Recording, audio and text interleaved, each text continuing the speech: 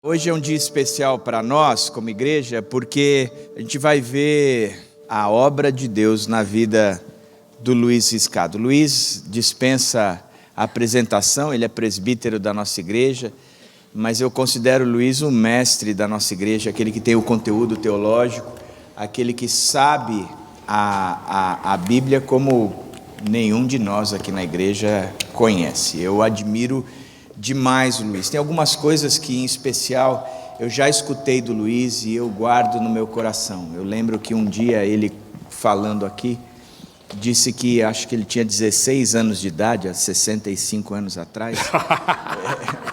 Ele virou e assumiu um compromisso de que leria a Bíblia todos os dias. E ele disse: eu não me lembro de um dia que eu tenha não feito isso. Isso para mim, Luiz, você ganhou meu coração. Eu falei, cara, primeiro pelo compromisso de leitura, que eu já acho que isso na nossa geração já é uma fragilidade. Segundo, o compromisso da leitura da palavra. Isso ganhou bastante. Mas o que eu mais gosto em você não é a teologia teórica. Eu amo ter você no presbitério, mesmo que muitas vezes pareça que você está dormindo. Quando você acorda, a sua palavra de sabedoria faz a diferença no presbitério, e eu louvo a Deus pela sua vida, pelo conteúdo da sua vida, pela sua jornada com Deus, e eu acho isso, desculpa a expressão, mas invejável. E a minha oração é que Deus abençoe ricamente a sua vida, e parabéns pelo livro. Obrigado. Eu sei que é um movimento seu, que vem escrevendo já, e eu gosto de ver isso na sua vida também. Deus abençoe, Luiz. Obrigado. Obrigado, André. Bom dia, pessoal. Vocês estão participando hoje do nascimento, do vir à luz de uma realidade que teve mais ou menos 17 anos de gestação. 17 anos. Acho que bate o recorde, né, na natureza. Na realidade, por volta de 2000, aflorou muito, mais intensamente do que antes, uma questão que é a questão que é o pano de fundo desse livro e do tema nosso da manhã de hoje. Por quê? Por quê? Tanta diferença entre o que o Evangelho de Jesus promete e o que a maioria absoluta dos seguidores de Jesus experimenta. Por que essa diferença é tão grande? Eu tenho esse privilégio, sou grato a Deus por isso, de participar de igrejas cristãs já há mais de 40 anos. E essa questão sempre esteve lá no fundo, palpitando. Por volta do ano 2000, em grupos pequenos, lá em Belo Horizonte, depois em Campinas, aqui em Vinhedo, eu tive a oportunidade de estruturar essa reflexão e perseguir algumas respostas, até que em 2010 Deus me concedeu essa graça de ter um tempo para parar e escrever. Então o livro foi escrito em 2010. E aí foi outra etapa, porque estamos em 2017. Eu não vou gastar o nosso tempo aqui contando por que 7 anos, depois de 7 anos, é que o filho nasce. Mas foi mais uma foi um conjunto de experiências com Deus nesse tempo de 7 anos de espera, mas agora eu quero apresentar para vocês, ao vivo e a cores. Vocês querem ver a cara dele? Como ficou? Querem ver? Querem ver? Então tá bom, está aqui. Ó. Então, nosso objetivo na manhã de hoje é compartilhar eu vou chamar de trailer desse filme. O filme tem 190 páginas. Um trailer de um filme desse tamanho, por Luiz Riscado, obviamente, dura 50 minutos. Mas ok. Mas vocês vão ter oportunidade, eu espero ter oportunidade, ao menos, de estimular vocês a, primeiro, terem a mesma inquietação que eu tenho. Segundo, qual é a inquietação? Não se satisfazer com nada menos do que plenitude, do que transbordar, do que excelência da vida de Deus. Essa é uma grande inquietação que eu tenho. E oro a Deus que todos nós, aqui nessa manhã, sejamos tomados dessa mesma inquietação. E além disso, eu espero que você tenha a oportunidade de se dedicar nas próximas semanas ou nos próximos meses, a estudar isso. O livro pode ser um auxílio para isso. No final desse nosso tempo, o livro estará à venda lá na nossa livraria. E também, para quem quer estudar mais profundamente esse tema, nós estamos abrindo a nossa classe de escola bíblica a partir de domingo que vem, às 9 horas. Uma das classes de escola bíblica vai ter como tema zoológica, aprendendo a pensar segundo a lógica de Deus. Então, a oportunidade aí está dada a quantos quiserem embarcar nessa jornada. Oremos. Senhor Deus, a Ti todo louvor, toda a glória, toda a honra, conforme já temos manifestado nesta manhã através dos nossos cânticos, através do nosso coração tocado pelo Senhor, despertando-nos para as realidades de quem Tu és, ó Pai. E nós admiramos, nós adoramos, Senhor Deus. Que pessoa magnífica, sublime, indescritível é o Senhor. E a bênção que temos de termos a Tua palavra, o Teu Logos, como instrumento nas mãos do Teu Espírito, para produzir uma semelhança cada vez maior contigo e tornar-nos participantes da vida que pulsa no seio da Trindade. Louvamos-Te por isso, Senhor Deus, e pedimos no nome de Jesus, que esta manhã, uma vez mais, o Senhor use o tempo, nossa mente, nossos sentimentos, nosso coração, para levar-nos à compreensão, Senhor Deus, da vida que está à nossa disposição e para mostrarmos o que precisa ser ajustado em nossa existência para termos mais da Tua vida. Em nome de Jesus. Amém. Bem, esse termo, zoológica, provavelmente é a primeira vez que você está ouvindo. Essa palavra não existe. Ela foi criada por conta dessa reflexão. E eu quero, primeiramente, então, explicar para vocês o que eu quero dizer por zoológica. O que é isso? O ponto de partida é um versículo que sempre me fascinou muito e continua me fascinando. No Evangelho de João, capítulo 10, versículo 10, Jesus afirmou algo contundente. Eu vim, disse Jesus, eu vim para que vocês tenham vida e tenham em abundância. Eu vim para que tenham vida e a tenham em abundância. Vamos todos falar? Vamos todos falar? Do fundo do coração. Disse Jesus, eu vim para que tenham vida e a tenham em abundância. Uma das imagens mais fortes de abundância que existe na natureza é a imagem de uma hidrelétrica. Água em abundância, água em muita profusão. Pois bem, esta água em abundância, ela é canalizada, ela é represada e ela é até transmitida para quê?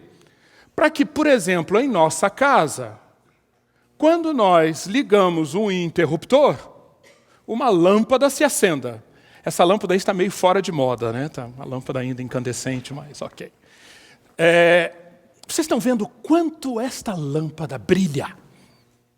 Ela está absorvendo intensamente aquela energia que foi gerada lá na hidrelétrica. Ela está sendo levada à sua plenitude e está iluminando de forma muito intensa o cômodo da casa onde ela está instalada. Agora, o que acontece se, ao invés dessa lâmpada com esse brilho, uma lâmpada funcionar assim? O que acontece? Chama muito a atenção. A lâmpada foi feita para funcionar daquela maneira, mas na realidade eu ligo o interruptor e o que vem é uma luz tênue, fraquinha. Mal consigo saber que ela está ligada. Quando nós nos deparamos com essa situação, qual é a explicação que com certeza está por detrás disso? O problema está na hidrelétrica? Hein? O problema está na hidrelétrica? Você tem alguma dúvida de que na hidrelétrica ainda tem muita água? Água em abundância? Você deve procurar então a causa, a razão para essa luz tão fraca em outro lugar, não na hidrelétrica. Pois bem, quando nós falamos não de uma luz física, não de um movimento de elétrons, mas quando nós falamos da luz espiritual, da luz associada à vida, isso nos remete a João 10:10 e nos remete a uma compreensão do que Jesus quis dizer. Eu vim para colocar a hidroelétrica à disposição de vocês. A minha vida, a minha existência, a encarnação de Deus, o Deus Filho, foi para que aquela hidroelétrica começasse a operar. E o meu objetivo é que vocês tenham esta vida em abundância. Mas o que acontece? O que acontece é que para boa parte dos cristãos,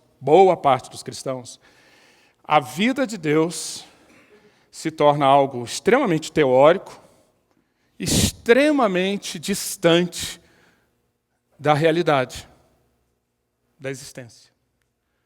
No trânsito, quando você leva uma fechada de alguém e você está no volante, como que você reage? A vida de Deus está ali?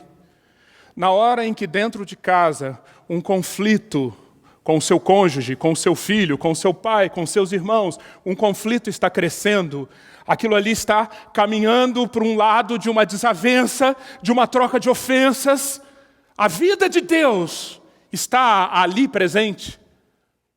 Na hora em que você foi ao médico e o médico apontou para você, amigo, precisamos fazer um exame. Aquele tempo entre a consulta e o exame, o quanto da vida de Deus você experimenta? O quanto você experimenta de ansiedade, inquietação, falta de paz, ao invés da vida de Deus? Essa é a questão. Pois bem, para encontrar a causa disso, eu me lembro muito vivamente de uma experiência que aconteceu nesse período aí, por volta de 2000. Nós morávamos em Belo Horizonte e tínhamos participado de um culto lá em BH. E durante o culto, o pregador falou sobre não andeis ansiosos. Linda mensagem, bíblica, contundente, desafiadora. Saímos de lá embevecidos com a revelação, com a iluminação da palavra de Deus sobre esse tema. Na saída, a minha esposa, a Natasha, começou a conversar com uma pessoa, um crente, décadas na igreja. E essa pessoa começou a compartilhar com a Natasha um momento que ela estava passando, que ela estava tão ansiosa, que já estava com uma gastrite avançada, estava passando mal, já não conseguia dormir direito, aquele círculo vicioso que, infelizmente, muitos de nós conhecemos por experiência. Pois bem, aí a Natasha falou para essa pessoa, eu vou chamar essa pessoa, eu chamo aqui no livro de Fidelis, não é esse o nome dele, mas eu acho sugestivo esse nome, Fidelis. Falou assim, Fidelis, que bom então que você teve essa oportunidade, Deus abriu a porta para você estar aqui esta manhã, ouvir essa palavra, espero que você tenha aproveitado. Sabe o que o Fidelis falou para a Natasha? Ah, Natasha, aquilo ali que o pregador falou é teoria, na prática, a vida é outra coisa. Pausa. Prestem atenção. Natasha, aquilo que o pregador falou é teoria. Na prática, no dia a dia, a vida é outra coisa. Eu estava perto, eu assisti a cena, e aquilo serviu como que um catalisador, caiu a ficha para uma série de pontos, de reflexões que eu tinha até então, e eu passei a ver, olha só que interessante, ele realmente nesse momento foi super autêntico. Esse é o estado mental do Fidelis. Ele está sentado, talvez como você esteja, ele está todo domingo ouvindo uma exposição da palavra de Deus. Quem sabe ele usa no cenáculo e lê lá 5 minutos uma pequena reflexão. Ele coloca um CD no carro e vai ouvindo um hino bonito. Mas tudo aquilo para ele... Bem, primeira interrupção. Eu não preciso falar tão alto, preciso. Eu me animo e aí vocês pagam o pato, perdão. Mas tudo aquilo para ele é irreal. Vocês me entendem? É irreal. Ele acha bonito, ele acha inspirador. Talvez naquele instante faça um bem tão grande para ele, mas a vida real, o dia a dia, lidar com o meu chefe, lidar com o meu cônjuge, aturar os meus clientes, pagar os meus impostos, dirigir em São Paulo. Isto é a vida real. E é tão diferente. Pois bem, aqui, nesse ponto da declaração do Fidelis, é que se concentrou a minha reflexão no livro. Porque eu acredito mesmo que aqui está uma das mais, se não a maior causa dessa distância entre o potencial de vida e a experiência de vida. Dallas Willard, um autor que todos vocês deveriam ler, um autor simplesmente maravilhoso, um dos homens mais usados por Deus agora no século 21, Dallas Willard, ele coloca essa seguinte constatação, muito parecida com a minha. Eu me convenci de que muitas pessoas que creem em Jesus, atenção, muitas pessoas que dizem que creem em Jesus, na realidade, não acreditam em Deus. Dizem que acreditam em Jesus. Se você perguntar, a pessoa sabe dizer direitinho os elementos da declaração de fé dela. Mas, na prática, o mundo de Deus não é real para ela. Deus é talvez uma experiência em 4 paredes no domingo. Deus talvez é alguém ou algo que se manifesta quando determinada música toca. Mas, na realidade, o mundo de Deus não é real para essa pessoa 24 horas por dia, 7 dias por semana, em todos os lugares. E se alguém diz que crê em Jesus e vive dessa maneira, deixa eu dizer, perdeu o essencial do Evangelho. O essencial do Evangelho, qual foi? Eu vim e agora o reino de Deus está em nós. O reino de Deus, a presença de Deus é tão real, e com certeza, deveríamos dizer mais real do que esse vidro que eu toco, do que esse chão que eu piso, do que esse ar que eu respiro. vou dar um passo. Por que que o Fidelis reage assim? Por que que nós, a exemplo do Fidelis, aceitamos tantas e tantas vezes essa vida na qual Deus não é real? E aí eu encontrei uma pista no próprio versículo de João 10, capítulo 10, quando ao referir-se à vida que ele veio trazer em abundância, Jesus usa uma palavra na língua grega que chama muito a atenção. Jesus disse: eu vim para que vocês tenham zoe. Lá no original, no grego, a palavra é zoe. Eu vim para que vocês tenham zoe, e tenham zoe em abundância. Um estudo bem superficial do grego leva-nos a prestar muita atenção aqui. Por quê? Quando nós vamos olhar nas outras citações da palavra vida, vamos ficar só com os evangelhos. Evangelho de João, os evangelhos de Mateus, Marcos, Lucas. Quando Jesus está se referindo a esse tipo de vida que ele veio trazer, a esse tipo de vida associada ao mundo de Deus, a esse tipo de vida ligada com o seu plano de salvação, Jesus sempre, atenção, 100% dos casos, usa a palavra zoe. Não é acidental.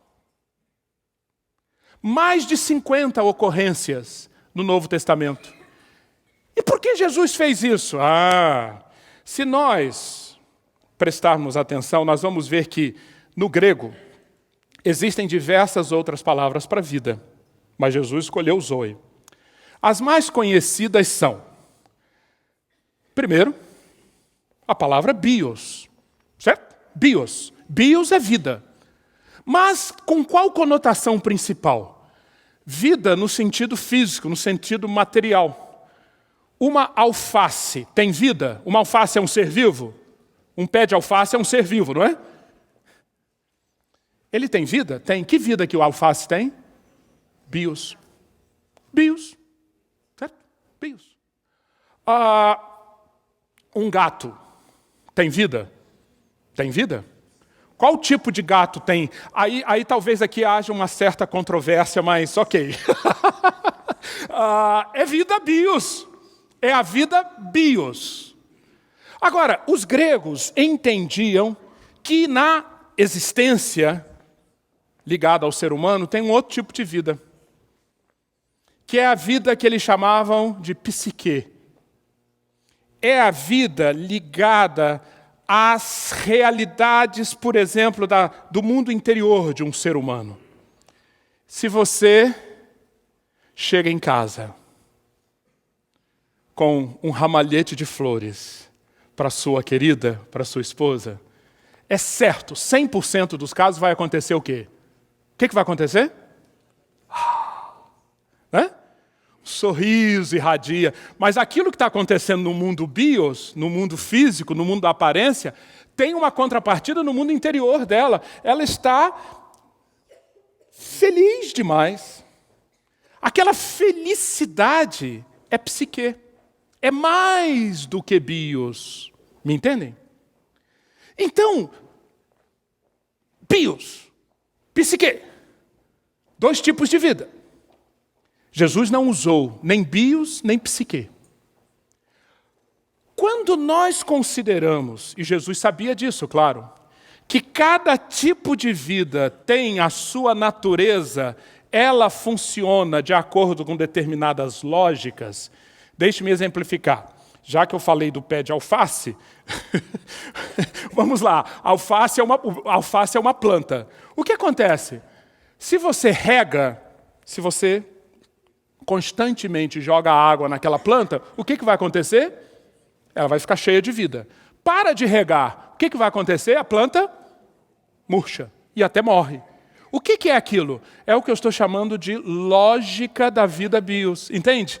É intrínseca, faz parte da bios, aquilo ali.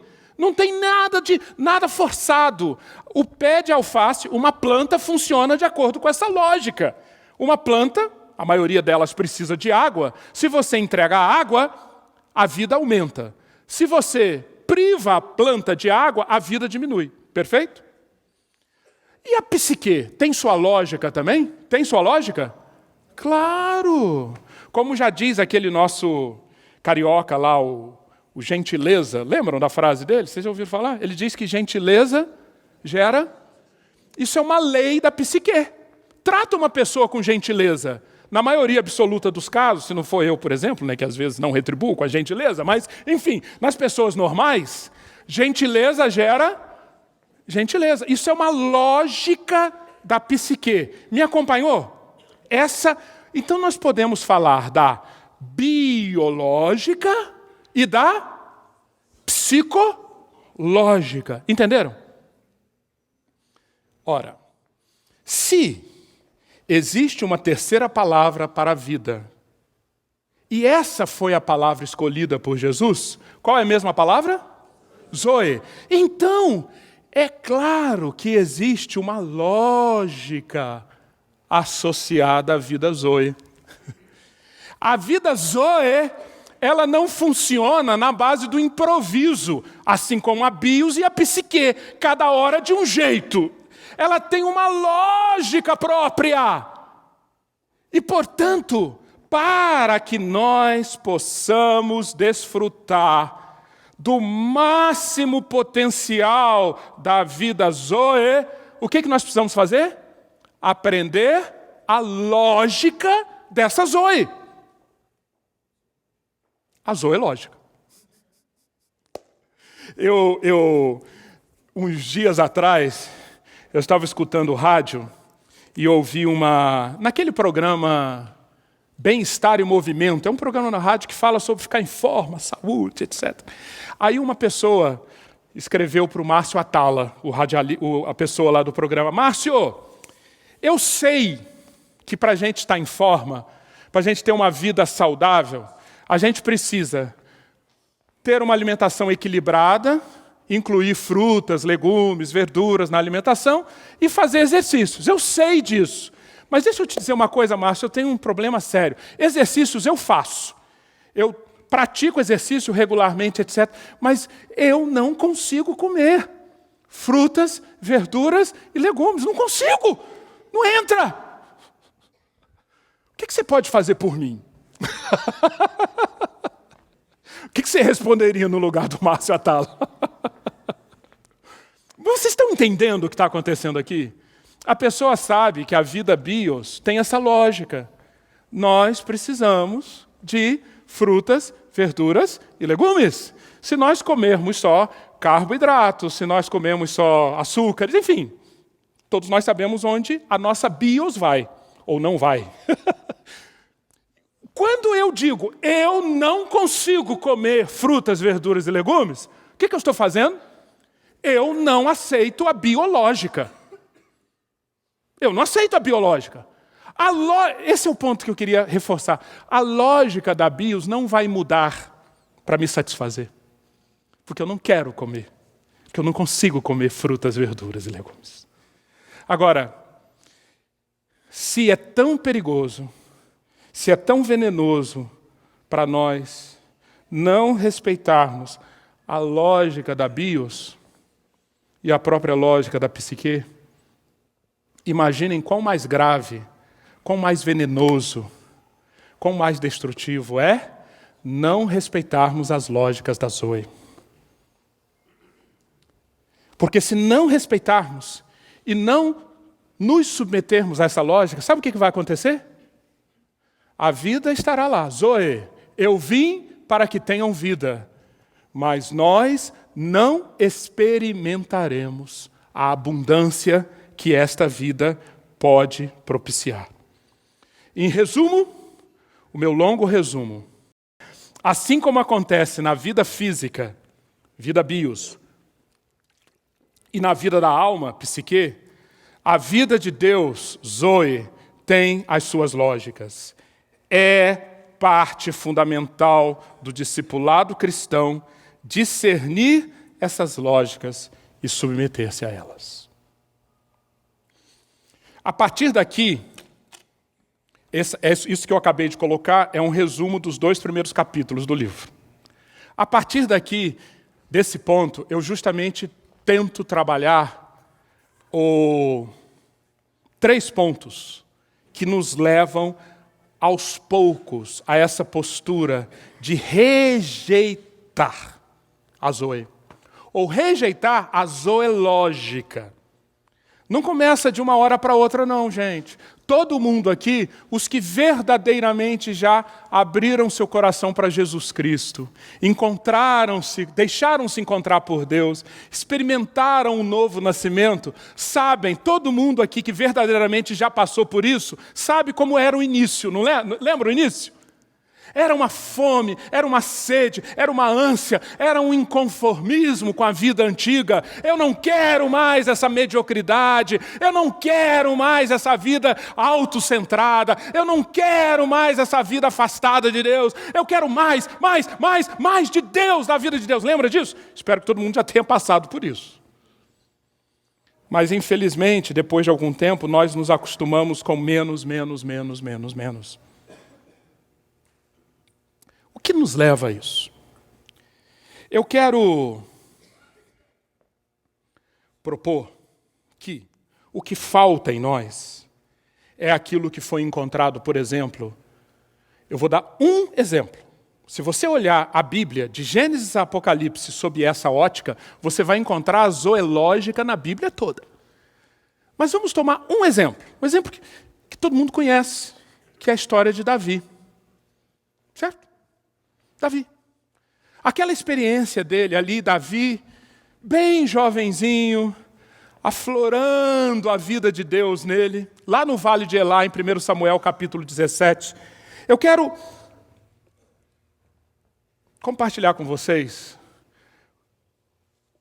essa compreensão de que o que fez diferença ali no Vale de Elá, o que derrotou Golias, foi a zoológica. Foi isso. Golias, como todos nós sabemos, e o exército que Golias representava, o exército dos filisteus, era muito mais numeroso, muito mais poderoso, muito mais bem equipado, muito mais bem treinado do que o exército de Israel. E aqui, quando eu falei poderoso, bem equipado, bem treinado, numeroso, eu estou falando de quais lógicas? A lógica da bios e a lógica da psique, certo? Sob essas duas lógicas, Israel estava derrotado mesmo. 20-0 para os filisteus. E esses filisteus eram bons demais de marketing. É uma aula de marketing, 1 Samuel 17, é uma aula de marketing. O que os filisteus propuseram então para os israelitas? Olha, vem cá, para não ter tanto derramamento de sangue à toa, eu estou mandando para vocês o gigante, o representante, arrumem entre vocês um representante de vocês, lutem com ele, aquele que ganhar vai representar o exército que vai dominar. Perfeito? Perfeito. E Golias então ia lá, Golias, o guerreiro filisteu de Gate, avançou e lançou o seu desafio habitual. Eu desafio as tropas de Israel. Mandem-me um homem para lutar sozinho comigo. O que é que Golias está usando aqui intensivamente, gente? O que ele está usando? Bios e psique. Ele está chamando o exército de Israel de quê? Tropas de Israel.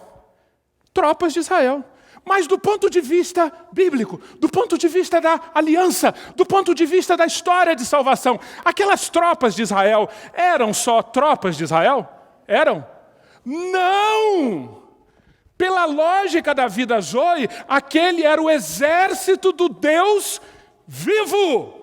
Atenção, o exército do Deus vivo. Mas Golias faz astutamente o seu jogo de fazer, olha, mandem-me as tropas de Israel. mandem-me um homem. Esse homem vai lutar sozinho comigo. Outra coisa que o Golias soube usar muito bem. Lutar sozinho comigo. É só no campo da bios e da psique. Vocês estão me acompanhando? Estão entendendo? Pois bem. Golias foi bem sucedido? Foi. Para a maioria absoluta daqueles que estavam ali, inclusive o rei Saul deu o exemplo, e os demais israelitas reagiram de acordo com a bios e a psique. Fugiram cheios de medo. O medo é um dos sinais mais evidentes. O medo crônico, o medo permanente, o medo que drena as nossas energias, é um dos sinais mais evidentes de que a bios e psique estão no controle. Mas, graças a Deus, tinha uma pessoa ali que não estava contaminada por aquele discurso. Quando Davi chegou, Davi encontrou, e prestem atenção, isso é muito importante, ele viu exatamente a mesma situação dos demais israelitas. Não tinha nada de diferente ali. Olhando, era exatamente a mesma situação. Mas, meus queridos, que descrição magnífica. Davi sente que tem algo muito errado ali. Muito errado. O quê? O quê? E Davi começa a fazer o quê? Perguntar. O que é isso? O que está acontecendo aqui? O que receberá o homem que matar o filisteu? E olhem o que Davi percebe. O que está em jogo ali? A honra de Israel.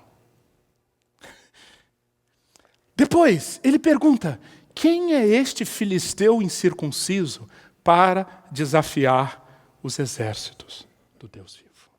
Você entendeu? Que Davi usou uma outra lógica. Entendeu? Davi usou a lógica da vida de Deus e, baseado nessa lógica, ele disse a Saul, teu servo pôde matar um leão e um urso. Ele já usava a zoológica. Esse filisteu incircunciso será como um deles, pois desafiou os exércitos do Deus vivo.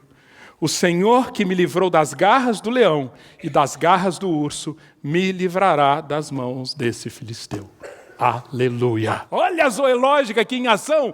Enquanto os demais israelitas olharam as circunstâncias do ponto de vista da psique e da bios, e eles tinham razão, considerando, e essa é uma palavra-chave, considerando o tamanho, as armas do filisteu, o tamanho de Golias, a capacidade de Golias para guerrear. Vocês concordam que é lógico que não dava para encarar? Concordam?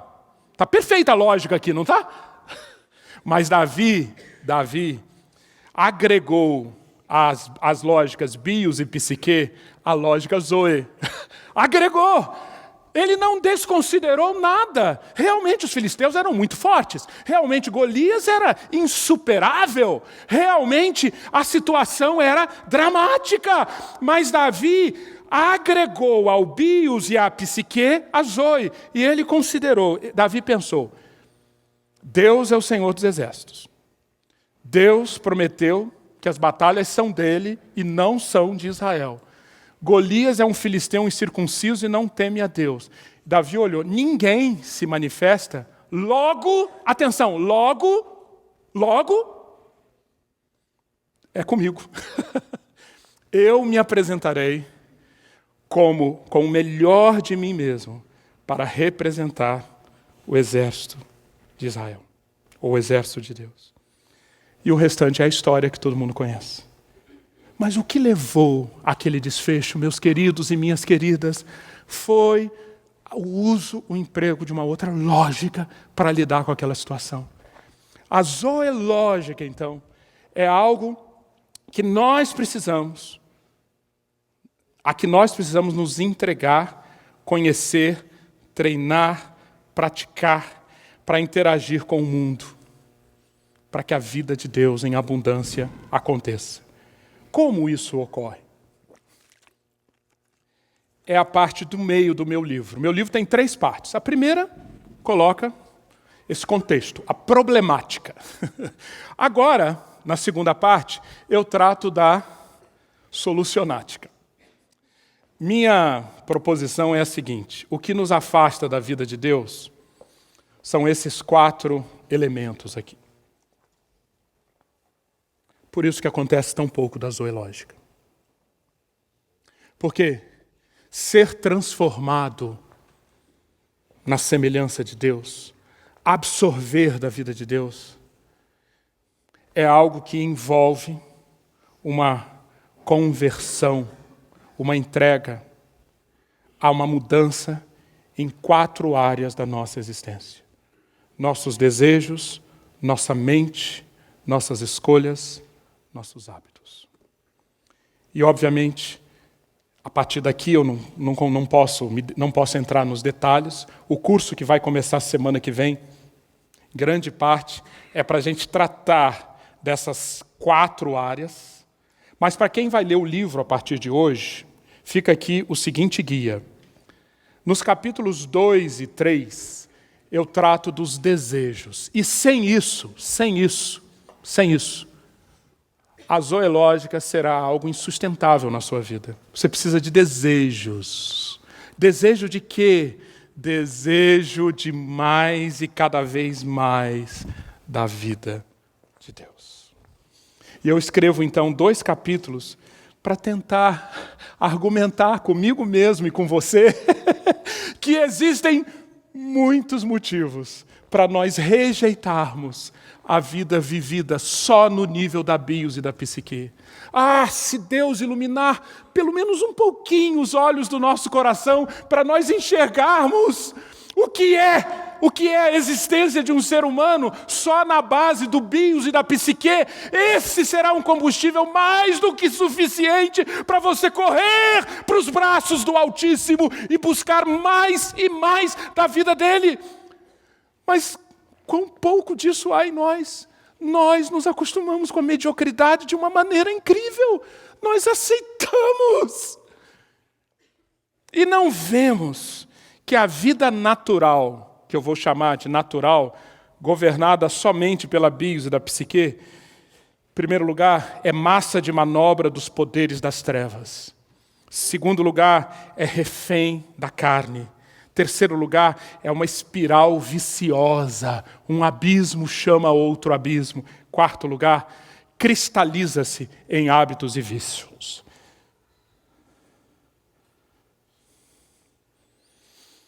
De um lado, detestar, odiar, cada vez mais. Uma existência governada somente pela bios e pela psique. Baseando-se na compreensão de que a bios e psique, elas não são ruins em si mesmas. Atenção, hein? Não leve essa distorção para casa. Bios e psique são maravilhosas. Deus, quando viu a bios e a psique, sabe o que Deus disse? Isto é muito bom! Então, bios e psique são maravilhosas. Mas uma criança de 8 anos é maravilhosa? Sensacional, né? Todo mundo ama uma criança de 8 anos. Entrega um carro super potente a uma criança de 8 anos. E o que você vai ter? Está inadequado, né? Assim também a bios e a psique, se deixadas sozinhas, vão ser massa de manobra da carne, do diabo e do mundo. De um lado, detestar isso. Mas, ao mesmo tempo, nós não podemos só olhar o lado negativo. Temos que olhar o lado positivo. Desejarmos de todo o coração e a cada dia, olharmos e vermos com cada vez mais encanto, cada vez mais fascínio, cada vez mais sublimidade o quê? A vida zoe governando. É maravilhosa! E às vezes, de novo, nós nos acostumamos com o dia a dia da mediocridade. Nós começamos a achar que é natural um cristão, um discípulo de Jesus, ter ansiedade crônica. Que é natural um discípulo de Jesus não ter a alegria completa. Que é natural um discípulo de Jesus pagar o mal com o mal. Isso é a vida bios e psique no comando. Mas a Zoe, sabe o que vai fazer? Vai fazer cada vez mais surgir uma vida fértil e poderosa, que cheia de vicissitudes, sim, como o André lembrou aqui no momento de oração, canivete em cima de nós, muitas vezes, em muito tempo, mas o que está no meu interior, é a vida do próprio Deus que me permite lidar com paz, alegria, justiça e amor, doação, sempre. Essa vida é maravilhosa. Essa vida é maravilhosa. É o próprio Deus, é a própria eternidade vivendo em nós. Então, em primeiro lugar, exponha-se nas mãos de Deus para deixar trabalhar nos seus desejos, para surgir esses desejos, esses anelos pela vida Zoe. Mas, em segundo lugar, e é o meu trabalho dos capítulos 4 a 6, nós precisamos de mente funcionando com novos pensamentos, que justamente são esses pensamentos ligados à lógica da vida de Deus. Se tais coisas são verdadeiras, logo, você está entendendo? Se tais coisas são verdadeiras, logo, as minhas escolhas são ditadas pelo que a minha mente percebe, pelo que a minha mente avalia, e, portanto, com base nessa avaliação, com base naquilo que eu considero como real, eu escolho, exatamente como aconteceu com Davi no vale de Elá.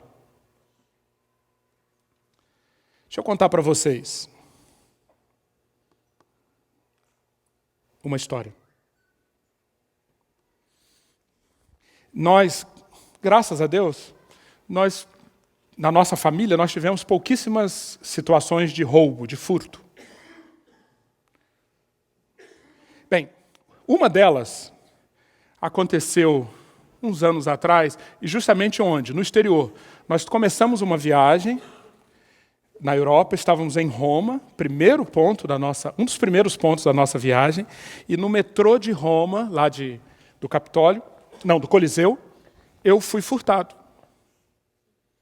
Uma pessoa, era uma gangue, depois eu vim a compreender isso, tinha uma gangue de moças assim, de ótima aparência, educadinhas, mas que chegam perto de você e sabem onde está a sua carteira, puxam com a mão levíssima, você não sente nada. Eu sei que, em questão de segundos, eu vi que levaram a minha carteira. Levaram os euros, levaram os cartões de crédito, e ainda deu para ver as moças se afastando. Eu confesso a vocês que, claro, naquela hora, vem muito bios e psique. Claro! Mas, logo, sabe o que a minha mente, a minha avaliação, levou-me a compreender? Escuta aqui. Eu sei que eu não sou o dono da prata e do ouro. Eu sei disso. Aqueles euros que estavam na carteira não eram meus, em última instância. Os cartões de crédito, o crédito, não era meu. Eu sou, atenção, sabendo, eu sou um administrador, eu sou um mordomo, mas aquilo não é meu. Se isso é real, o que eu vou considerar? Comecei a sentir pena das moças. Sério. Comecei a sentir... Elas não sabem onde se meteram. Elas não sabem onde amarraram o burrinho delas. Furtaram o dinheiro do Altíssimo. Furtaram o dinheiro do Altíssimo. E aí vem o terceiro passo. Qual a escolha que eu faço? Eu vou entrar em ansiedade, eu vou ficar magoado, nervoso, envenenado, hein? Ou vou fazer aquilo que um mordomo, um servo faz. O que um mordomo, um servo faz?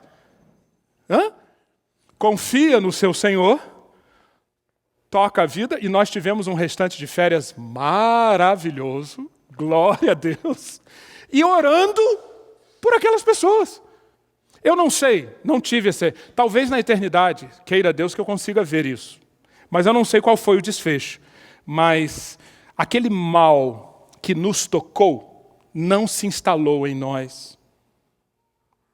Por quê? Porque nós escolhemos lidar com aquele mundo com base naquilo que nós sabíamos e com base naquilo que nós consideramos então como real.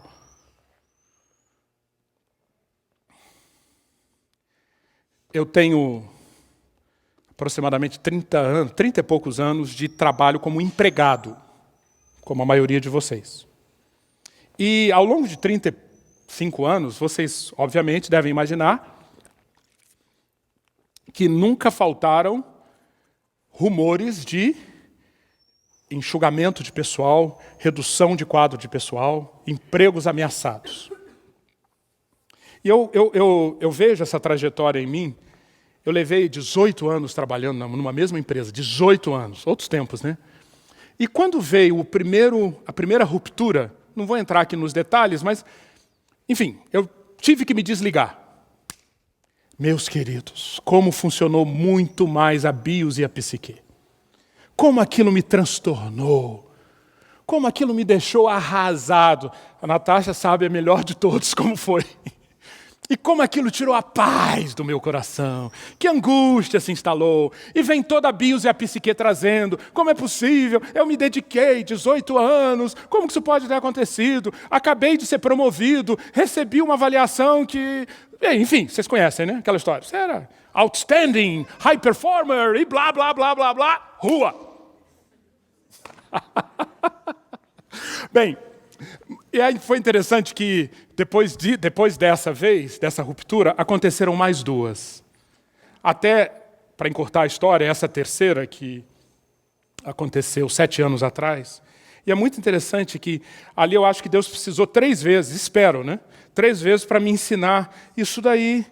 Amigo, amiga, sabendo quem é o dono do seu emprego. Ou quem é o dono da sua ocupação? Quem é? Se você sabe e se você considera que é o Senhor, não é você, não são os seus planos, não é a sua competência, não são os seus sonhos, né? Você já superou isso. Você sabe que você está ali dia após dia trabalhando num emprego. Para quê? Para servir ao Senhor dos Exércitos, antes de mais nada, e ao seu patrão, aos seus colegas, aos seus clientes, como subproduto disso, mas o dono daquilo não é você. Ok. É concebível que alguém toque no seu emprego sem antes, sem que isso seja do conhecimento do verdadeiro dono daquele emprego? É possível? Não faz sentido. Atenção, é ilógico. Não passa pelo crivo da zoológica. Então, o que acontece? Tem rumores de downsizing, tem rumores da crise disso, crise daquilo, crise etc, etc. O que você tem que fazer? O que eu aprendi e tenho que fazer? Como tenho procurado fazer? Como Davi. Ofereço o melhor de mim mesmo para representar a Deus, que é o Deus vivo, e faço a minha parte. E se por algum motivo aquilo acabou, não foi por mim. Claro que eu estou falando para quem dá o melhor de si mesmo, né? O relapso é outra história. Tem outra zoológica aplicável aí.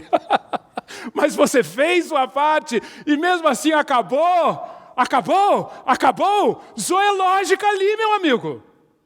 Toca para frente. Onde que Deus quer que eu sirva agora?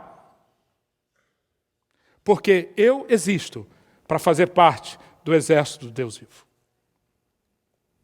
E eu disse que era um trailer, mas vocês viram, né? Para concluir, a gente precisa novos desejos, nós precisamos trabalhar nossas mentes, que levam-nos a escolhas baseadas na zoológica, mas nós precisamos muito ser trabalhados nos nossos hábitos.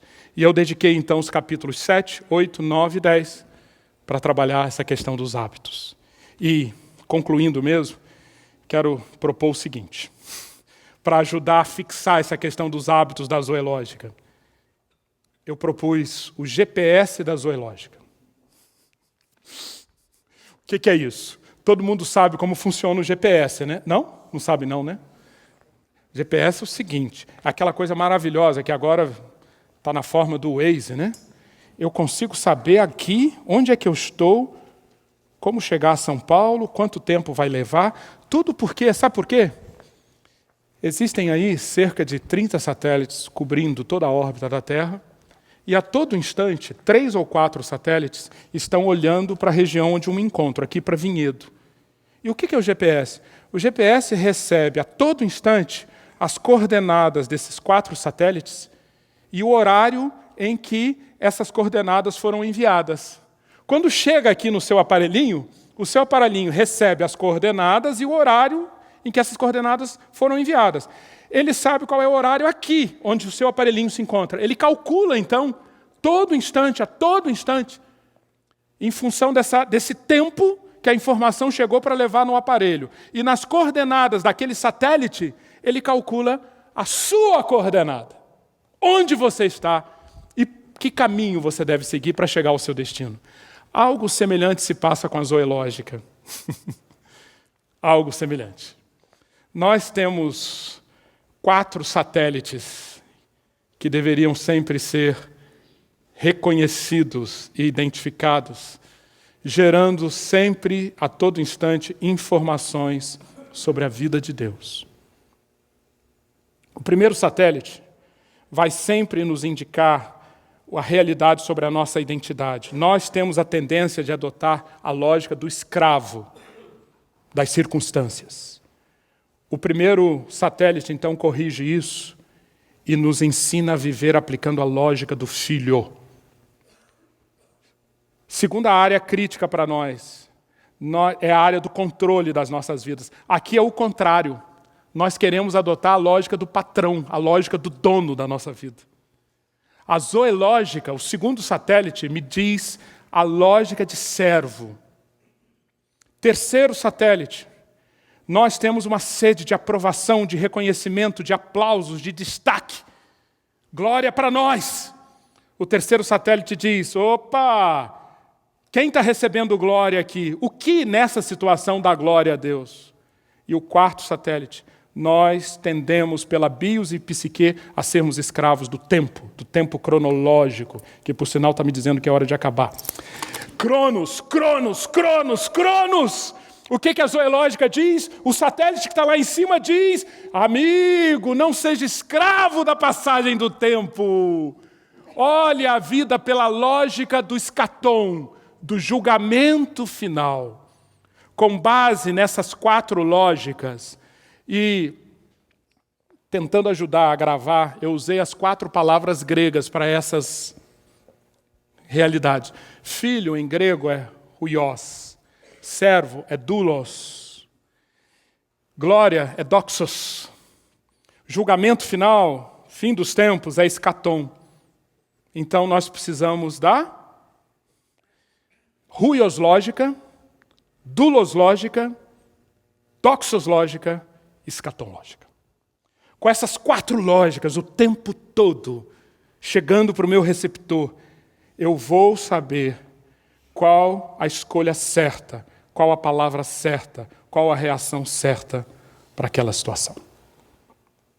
Então, trabalhando meus desejos, trabalhando minha mente, meus pensamentos, trabalhando meus hábitos, vai acontecer na minha vida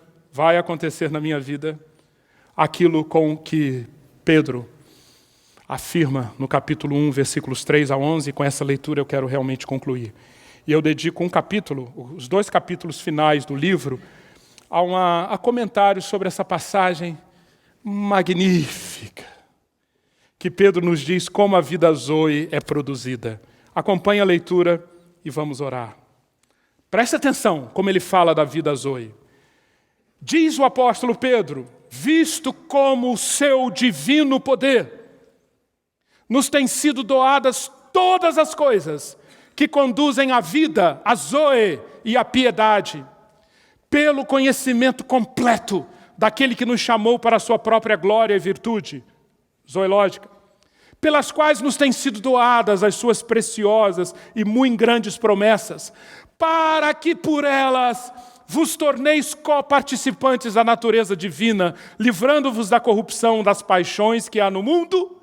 Por isso mesmo, vós, reunindo toda a vossa diligência, associai com a fé a virtude.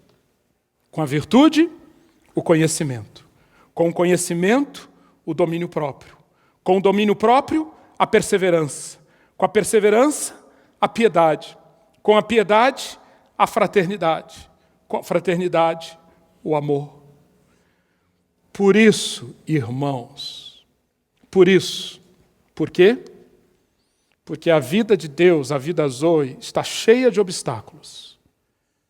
Mediocridade, ignorância, maus hábitos, vícios, inconstância, aceitar uma vida fragmentada, individualismo, egocentrismo. Por isso, Pedro diz que virtude, conhecimento, autocontrole, perseverança, piedade, fraternidade e o amor doação são a minha contribuição, as minhas escolhas pela graça de Deus. Para quê?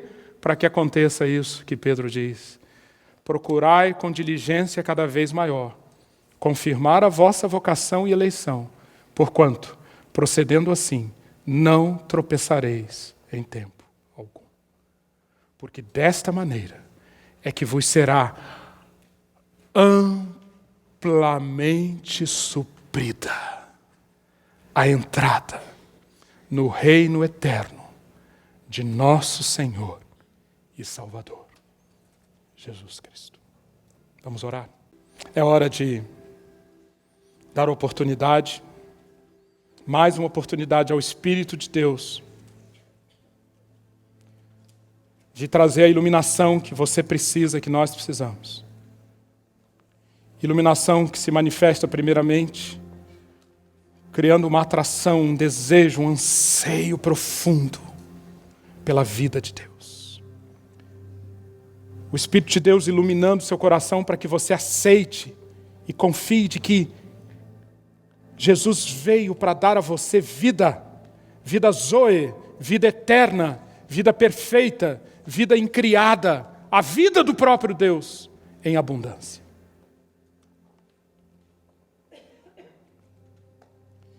Terceiro lugar, deixe o Espírito convencer a você que você precisa renovação de entendimento. Uma mente que funcione de acordo com uma nova lógica. A lógica do Filho, a lógica da glória a Deus, a lógica do servo, a lógica que sabe olhar as coisas do ponto de vista da eternidade e do julgamento final que acontecerá sobre esse tempo presente. Mas permita também que Deus toque o seu coração para trazer à tona hábitos.